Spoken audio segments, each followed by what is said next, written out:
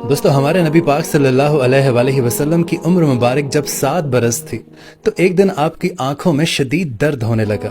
नबी पाक सल्लल्लाहु अलैहि वसल्लम के दादा जान अब्दुल मुत्तलिब ने हमारे नबी पाक सल्लल्लाहु अलैहि वसल्लम का बहुत इलाज करवाया, लेकिन हमारे नबी पाक सल्लल्लाहु अलैहि वसल्लम की आंख मुबारक का दर्द में कोई खास फर्क नहीं पड़ा। नबी पाक सल्लल्लाहु अलैहि वसल्लम के दादा बड़े परेशान थे कि मैं हर जगह से अपने पोते का इलाज करवा चुका हूं, लेकिन उन्हें कोई आराम नहीं आ रहा। वो बहुत ही परेशान हालत में बैठे हुए थे कि किसी ने हजरत अब्दुल मुत्तलिब से पूछा कि ए मक्के के सरदार, अब बहुत परेशान लग रहे हैं। तो हजरत अब्दुल मुत्तलिब कहने लगे कि ए मेरे प्यारे दोस्त, मेरे पोते की आंखों में दर्द रहता है।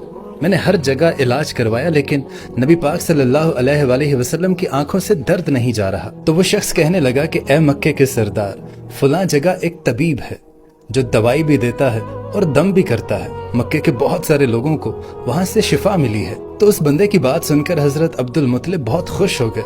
आपने उसी वक्त हमारे नबी पाक सल्लल्लाहु अलैहि वसल्लम को अपने हमरा लिया और उस तबीब की तरफ चल पड़े। और जब आप वहां पहुंचे तो उसका दरवाजा बंद था। आपने आसपास के लोगों से दरियाफ्त किया कि इस तबीब का दरवाजा कब खुलता है और ये कैसा तबीब है। तो लोग हजरत अब्दुल मुत्तलिब को बताने लगे कि ए बंदा खुदा, इस तबीब के हाथ में बड़ी शिफा है, ये दम भी करता है और ये दवा भी देता है। यहाँ पर कोई भी शिफा के बगैर नहीं जाता। तो हजरत अब्दुल मुत्तलिब पूछने लगे कि ये तबीब कहाँ है। तो लोगों ने कहा कि ये तबीब अपने घर के अंदर ही है।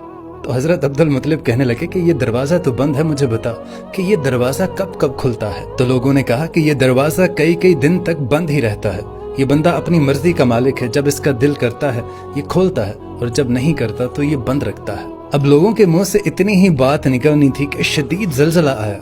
राहिब भागा घर से बाहर आया कि जलजले की वजह से कहीं घर की छत उसके सर पे न गिर जाए। अब इसे अल्लाह की कुदरत कहिए कि जैसे ही वो राहिब, वो तबीब घर से बाहर आया, इस डर से कि कहीं ये घर की छत उसके सर पे गिर के उसे मार ही ना डाले, तो जलजला उसी वक्त थम गया। उस राहिब ने, उस तबीब ने हजरत अब्दुल मुत्तलिब को पहचान लिया। तो वो तबीब कहने लगा कि ए मक्के के सरदार, यहाँ कैसे आना हुआ।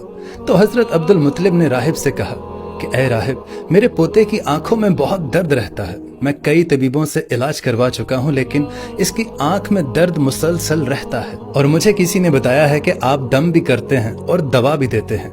अब ये पोते का इलाज आप कीजिए। अब वो तबीब नबी पाक सल्लल्लाहु अलैहि वसल्लम के चेहरे मुबारक पर नजर मारता है और काफी देर आपके नूरानी चेहरे का दीदार करता रहता है। और फिर राहिब एक कमरे में गया, गुस्ल किया, नए कपड़े पहने, खुशबू लगाई और आसमानी किताबों के कुछ सफ़ात पकड़कर अपने घर से बाहर आया। अब वो तबीब कभी आसमानी किताबों के वो सफ़ात को देखता और कभी वो नबी पाक सल्लल्लाहु अलैहि वसल्लम के नूरानी चेहरे को देखता।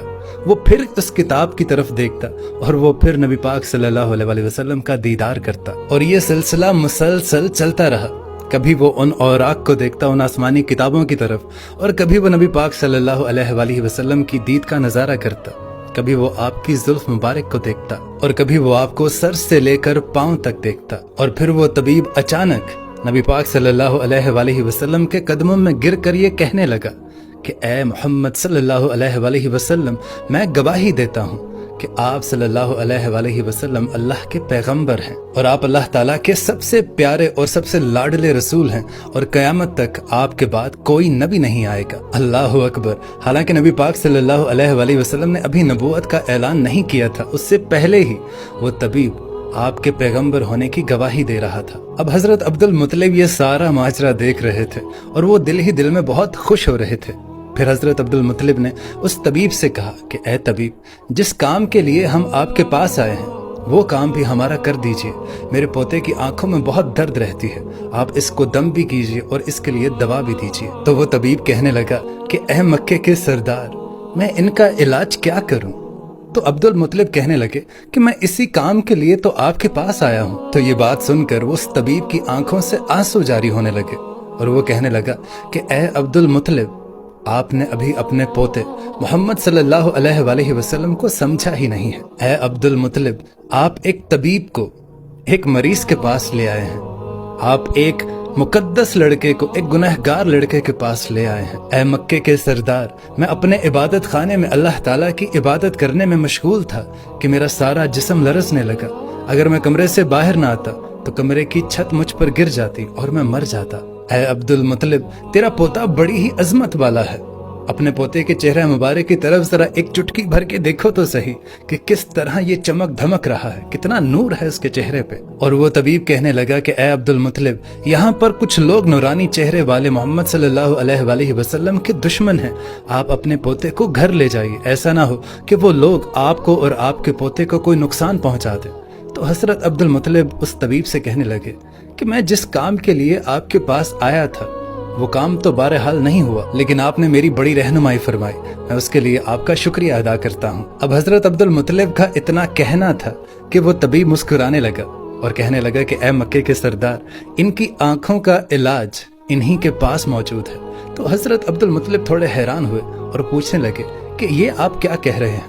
تو طبیب نے کہا کہ اے مکے کے سردار، آپ اسی نورانی چہرے والے پوتے کا لعاب مبارک اس کی آنکھوں پر لگا دیجئے، انشاءاللہ تعالی اللہ کے فضل و کرم سے اس کو شفا ملے گی۔ بس اتنا سننا تھا کہ حضرت عبدل مطلب نے جلدی سے آپ صلی اللہ علیہ وسلم کا لعاب مبارک ان کی آنکھوں پر لگایا، اور اتنا لگانا تھا کہ آپ صلی اللہ علیہ وآلہ وسلم کی آنکھوں کا درد ٹھیک ہو گیا، اور آپ صلی اللہ علیہ وآلہ وسلم کی آنکھیں ایسا محسوس ہو رہا تھا کہ انہیں کبھی درد ہی نہیں تھا۔